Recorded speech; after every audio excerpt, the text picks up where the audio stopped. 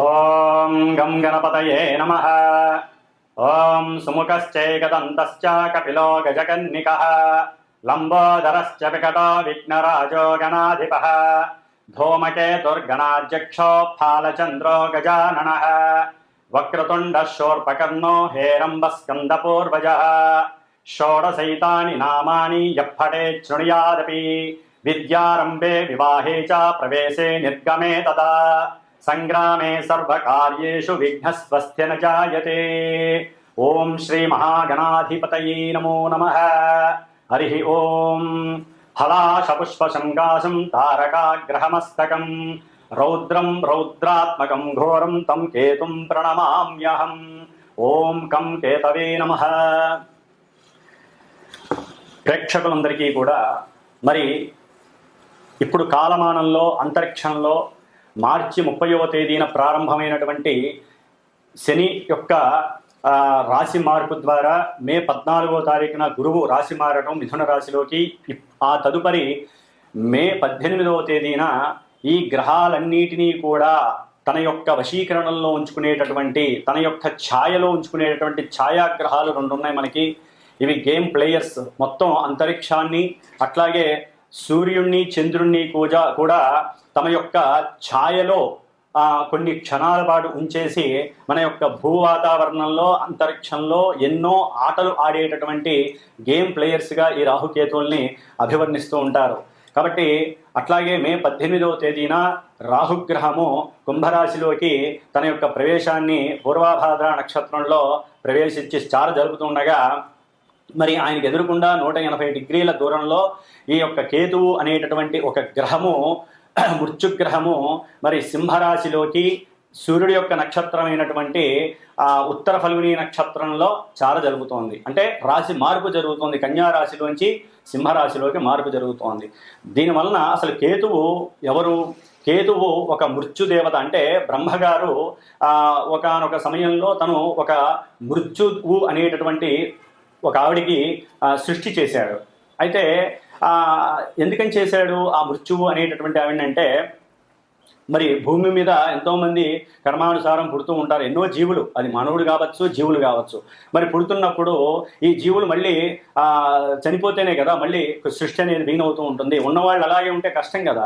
అందుకని అది ఆలోచించి ఆవిడికి జననం ఇస్తే ఆవిడ ఏడుస్తోంది. ఇదేనా, నేను అందరినీ కబలించడానికైనా నాకు జన్మనిచ్చింది అని బాధపడుతుంటే, అప్పుడు ఆవిడ బాధపడుతున్నప్పుడు ఆ కన్నీటిలోంచి ధారల్లోంచి కొంత పొగ వచ్చింది. ఆ పొగలోంచే కేతువు అనేటటువంటి ఒక ధూమ్ర గ్రహం, అంటే ఈ పొగని ధూమ్రము అంటారు. కాబట్టి కేతువు ధూమ్రగ్రహంగా జన్మించాడు ఆ మృత్యువు అనేటటువంటి ఆ బ్రహ్మచేత సృష్టింపబడినటువంటి కన్యకు. కాబట్టి మృత్యువు యొక్క కొడుకు కాబట్టి కేతుగ్రహము మృత్యుతుల్యమైనటువంటి ఎన్నో ఇబ్బందులు, ఎన్నో అగాధాలు, చిత్ర విచిత్రమైనటువంటి కార్యక్రమాలు చేస్తూ ఉంటాడు.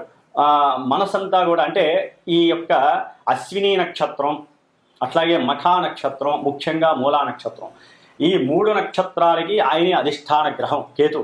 కాబట్టి మూలా నక్షత్రానికి ఎక్కువగా ఫోర్స్ఫుల్గా ఉంటుంది. ఒకందుకు జాతకంలో ఎవరి జన్మజాతకంలోనైనా సరే మూలా నక్షత్రంలో గనక పుట్టినట్లయితే, ఆ చంద్రుడు మూలా నక్షత్రంలో ఉన్నప్పుడు పుట్టినట్లయితే వారికి జ్ఞానానికి సంబంధించినటువంటి ఎఫెక్ట్ ఎక్కువగా ఉంటుంది. ఎందుకంటే మనకి జ్ఞానకారకో రాహువు, అట్లాగే మోక్షకారకో కేతువు అన్నారు. అంటే జ్ఞానాన్ని వృద్ధి చేసేటటువంటి వాడు రాహువు అయితే, ఆ మోక్షాన్ని ప్రసాదించడానికి ఎక్కువ మనసుని ప్రేరేపించేవాడు ఎవరయ్యా అంటే కేతువు.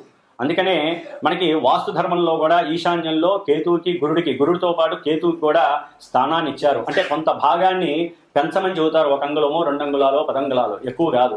అంటే అది దైవానికి సంబంధించినటువంటి స్థానంగా భావిస్తారు. కాబట్టి ఈ కేతువు విష్ణు అంశ.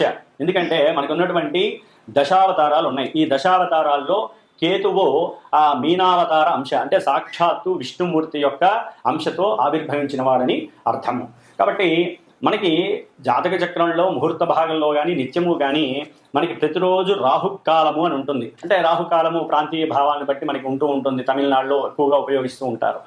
కానీ కేతుకాలము అని కూడా ఉంటుంది. అంటే కేతుకాలం ఎక్కడా చూడలేదు కదండి, రాహుకాలం విన్నాం కానీ అని మీరు అనుకోవచ్చు. కేతుకాలము అంటే మనకి పంచాంగంలో యమగండ కాలము అంటారు. మరి మృత్యు అంటే యముడే కదండి. కాబట్టి వీళ్ళందరికీ రిలేషన్స్ ఉన్నాయి, సత్సంబంధాలు ఉన్నాయి. వీళ్ళందరికీ కూడా మృత్యుదేవతకు కానీ, కేతువుకి కానీ, యముడికి కానీ, శనికి కానీ అందరికీ కూడా వీళ్ళందరూ కూడా మనుషుల్ని మింగేసేటటువంటి తత్వం ఉన్నటువంటి వాళ్ళు. కాబట్టి ఈ యొక్క కేతుకాలం అంటే యమగండ కాలము అంటారు. ఈ యమగండ కాలంలో సాధ్యమంతరకు పనులేవి ప్రారంభం చేయకూడదని శాస్త్రవచనం.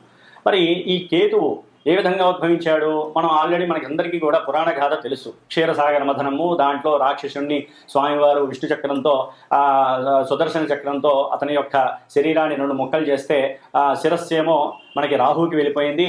కింద ఈ శరీరం అంతా కూడా మొండెంతో ఉన్నదానికి నాగుపామును పెట్టేసి మరి విష్ణుమూర్తి ఆజ్ఞాపించాడు కేతువుని కూడా. వీళ్ళకు కూడా మన యొక్క సప్తగ్రహాలు అయితే నవగ్రహాల్లో ఒక్కొక్క స్థానం ఇచ్చారు. కానీ ఈ రాహుకి కేతువుకి ఒక స్థానం మీద కమాండింగ్ ఉండదు, వాళ్ళకంటూ ఏది లేదు. ఓకే, కొన్ని శాస్త్రాల్లో వృషభము ఉచ్చ అని, అట్లాగే రాహుకి ఉచ్చ క్షేత్రం అని, కేతువుకి మరి వృశ్చిక రాశి ఉచ్చక్షేత్రం అని అంటారు. అట్లాగే సింహము మీనము కూడా కేతువుకి పరిపరి మతాల విధంగా అంటే ఈ యొక్క శాస్త్రాలలో రకరకాలుగా సింహరాశి కేతువుకి స్వక్షేత్రం అని, అట్లా మీనరాశి స్వక్షేత్రం అని అంటారు.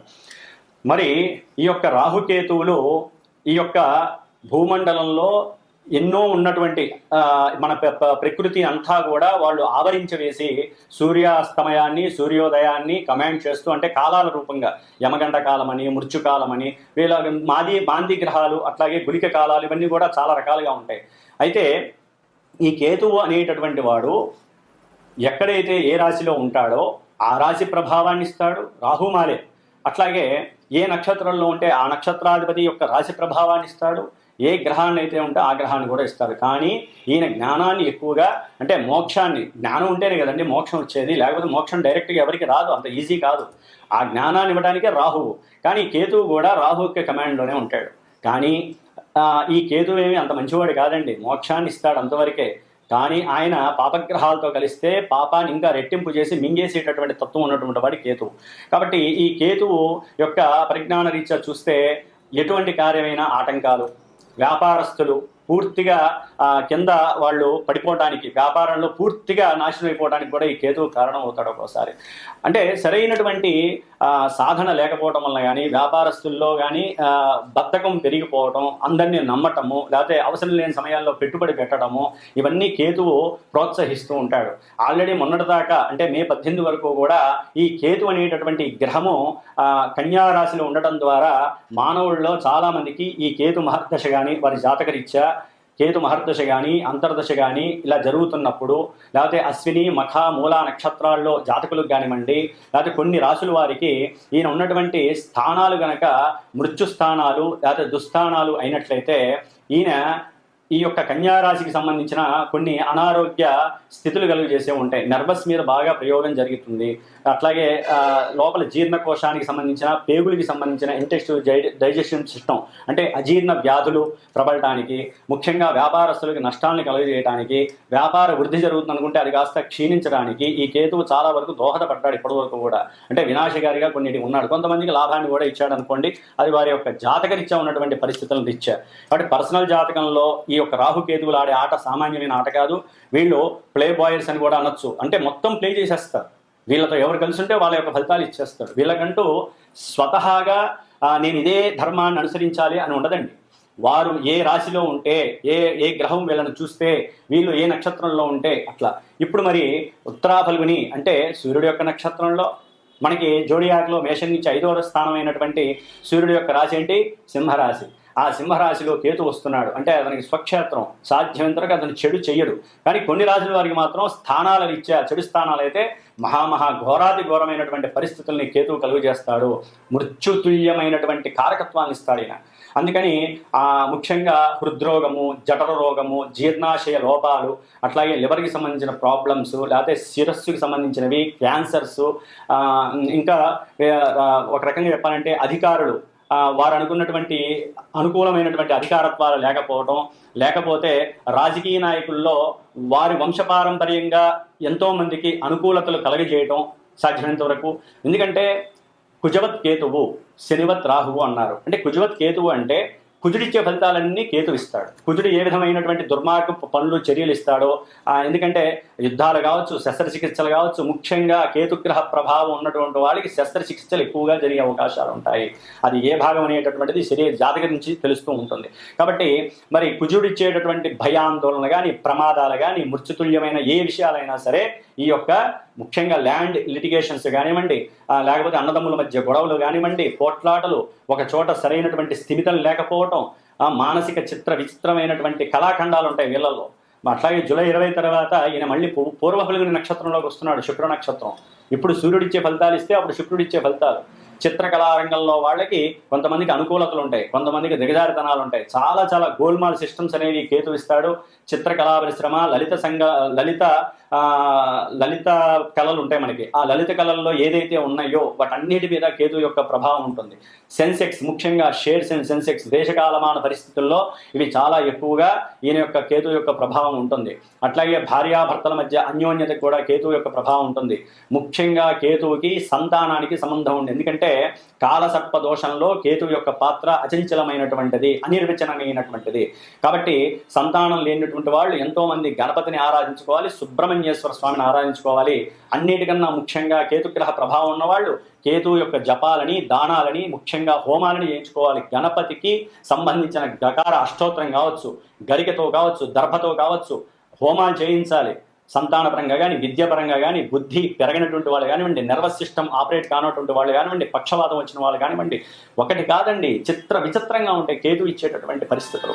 వీళ్ళందరూ కూడా గణపతిని ఎక్కువగా ఆరాధించండి.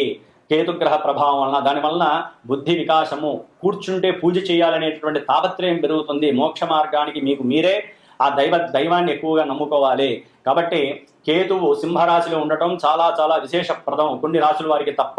కాబట్టి ఈ 12 రాశుల్లో ఏ రాశుల వారికి కేతుగ్రహ ప్రభావం శుభంగా ఉంటుంది, కొంతమందికి ఇబ్బందిగా ఉంటుందో తెలుసుకుంటూ మరి కేతువుకి సంబంధించినటువంటి మోక్షానికి కానివ్వండి, పూజలకు కానివ్వండి, ఏ పూజలు చేయాలి, ఏ ఆరాధనలు చేయాలో మరి మనం ఇప్పుడు తెలుసుకుందాం. ముఖ్యంగా మేషరాశి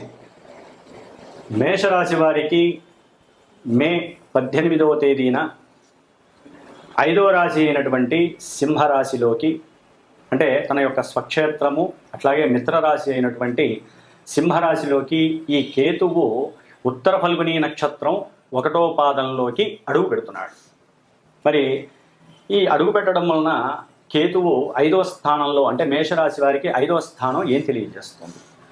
ముఖ్యంగా ఉపాసన బలాన్ని పెంచుతుంది.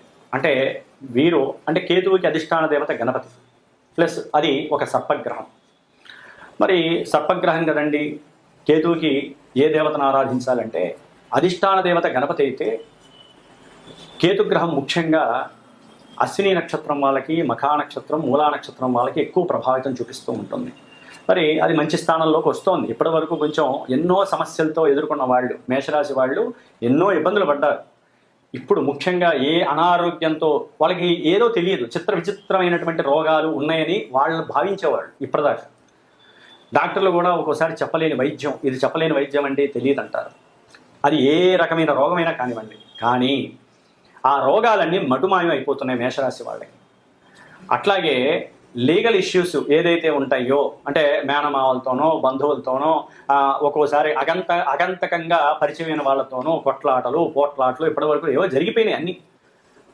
చివరికి తండ్రితో కూడా కొన్ని సమస్యలు వచ్చినాయి. అవన్నీ కూడా జరిగిపోయి ప్రశాంతంగా వాళ్ళు కనుక ఈ మే 18 నుంచి కేతుగ్రహ స్తోత్రాన్ని నిత్యము పఠనం చేసుకుంటూ, ఉపాసనా శక్తిని పెంచుకుంటూ, చక్కగా సుబ్రహ్మణ్యేశ్వర స్వామికి ఒక ఆదివారం పూట రాహుకాల సమయం అని ఉంటుంది, 4:30 నుంచి 6 గంటల మధ్యలో.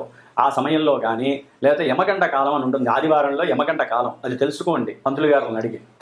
ఆ యమగంట కాలంలో కేతు గణానికి సంబంధించిన సుబ్రహ్మణ్యేశ్వర స్వామికి చక్కగా అభిషేకం చేయండి. అట్లాగే స్వామివారికి సంబంధించిన ఉలవలు ఉడకబెట్టి చక్కగా తాలింపు వేసి స్వామివారికి నివేదన చేయండి. మీ దగ్గరలో ఉన్నటువంటి ఒక 7 మందికి ఆ యొక్క ప్రసాదాన్ని నివేదన చేయండి. మీరు అనుకున్న కోరికలన్నీ అట్లా చక్కగా అయిపోతాయి. ఏవైతే షేర్స్లో పెట్టారో, ఏవైతే 10 రూపాయలు మనకి పెడితే 100 రూపాయలు వస్తాయనుకుంటారో, చక్కగా ఆ డబ్బులన్నీ కూడా ఆ కేతుగ్రహం యొక్క అనుగ్రహం మిమ్మల్ని అనుకూలంగా రప్పిస్తుంది. ముఖ్యంగా రాజకీయ నాయకుల్లో వాళ్ళ యొక్క సంతతి, అంటే పూర్వం మాది 10 ఏళ్ళ బట్టి, 20 ఏళ్ళ బట్టి, 30 ఏళ్ళ బట్టి మా యొక్క సంతతి వాళ్లే రాజకీయ నాయకులు అవుతున్నారు, మాకు ఇంకా సీట్లు రావట్లేదు అనుకున్న వాళ్ళందరికీ కూడా ఈ యొక్క జూలై 20 లోపల కొంత వాళ్ళు అనుకున్న ప్రోగ్రెసివ్లో కంపల్సరీ ఆల్రెడీ దీంట్లో ఉన్నటువంటి వాళ్ళకి మంత్రి పదవులకి అవకాశం రావటం కానివ్వండి, ఈ మేషరాశి వారి కేతు యొక్క ప్రభావం వలన, లేకపోతే వాళ్ళకి పిలుపు వచ్చి కొత్తగా సీట్లు ఏదన్నా ఇవ్వటం కానివ్వండి, ఇలాంటి రాజకీయ నాయకుల పరంగా కొంత అనుకూలంగా ఉందనే చెప్పుకోవచ్చు మేషరాశి వాళ్ళకి. అట్లాగే వీళ్ళు ముఖ్యంగా గణపతి ఆరాధన చేయాలి. ఎందుకంటే ఈ మేషరాశి సంతానం వాళ్ళకి కొంచెం ఇక్కట్లు ఇబ్బందులు కలగడానికి అవకాశం ఉంటుంది. కొంచెం జాగ్రత్త పడాలి. సూర్యారాధన అంటే సూర్యుడికి సంబంధించిన మంత్రాలు ఉంటాయి. ఆ మగవాళ్ళు అయితే కనుక సూర్య నమస్కారాలు చేసుకోవడం ద్వారా వీర్యశక్తి పెరిగి సంతానం కలగడానికి ఎక్కువ అవకాశాలు ఉంటాయండి మేషరాశి వాళ్ళకి. అదే స్త్రీలు కనుక అన్నట్లయితే గర్భ విచ్ఛేదనాలు జరగకుండా గణపతిని ఎక్కువ ఆరాధించండి. ప్రతి ఆదివారం రోజున గణపతికి ఉండ్రాళ్ళు తయారు చేసి నైవేద్యం పెట్టండి. గరికతో అష్టోత్తరం పూజ చేయండి. గర్భ రక్షణ ఆయనే ఇస్తాడు, గణపతే ఇస్తాడు. కాబట్టి చక్కటి 12 బిడ్డలు ఎవరో ఒకళ్ళు ఆడో మగో పుడతారు. కాబట్టి గణపతి ఆరాధన చేయండి. సుబ్రహ్మణ్యేశ్వర స్వామికి సంబంధించిన కేతువుకి సంబంధించిన స్తోత్ర పారాయణలు చేయండి. అది ఏమీ జరగట్లేదండి, ఎందుకంటే జూలై 20 తర్వాత మళ్ళీ ఆయన శుక్ర నక్షత్రంలోకి వస్తాడు. శుక్ర నక్షత్రంలోకి వచ్చినప్పుడు భార్యకి సంబంధించినటువంటి అనురాగము, భార్యకి సంబంధించినటువంటి ఏదైనా వ్యాపార లాభం కానివ్వండి, అంటే భార్యాభర్తలు ఎవరైనా సరే లాభం కలిగడానికి అవకాశం ఉంటుంది. అంటే ఎవరైతే పెళ్లిళ్ళు చేసుకుందామని ఇప్పటిదాకా ప్రేమించుకొని అనుమానాలు, రకరకాల పోకడలు, అపోహలతో ఉన్నారో వారందరూ కొంచెం ప్రేమ ఆప్యాయతలతో వివాహానికి దారి మళ్లించేటటువంటి పరిస్థితి ఈ కేతువు కలుగజేస్తున్నాడు. ఏదేమైనప్పటికీ ఆ పంచమంలో ఈ కేతువు ఉండటం, పాపగ్రహం ఉండటం కొన్ని అనివార్యమైనటువంటి పరిస్థితులు, ఇబ్బందులు కలుగజేస్తాయి. కాబట్టి గణపతి సూక్తాన్ని పారాయణ చేయించుకోండి. మాలాంటి వాళ్ళ చేత గణపతి హోమాన్ని చేయించుకోండి. ముఖ్యంగా వ్యాపారస్తులకి చక్కటి లాభము. రాజకీయ నాయకులకి అయితే కనుక గణపతికి సంబంధించినవి చాలా ఉంటాయి.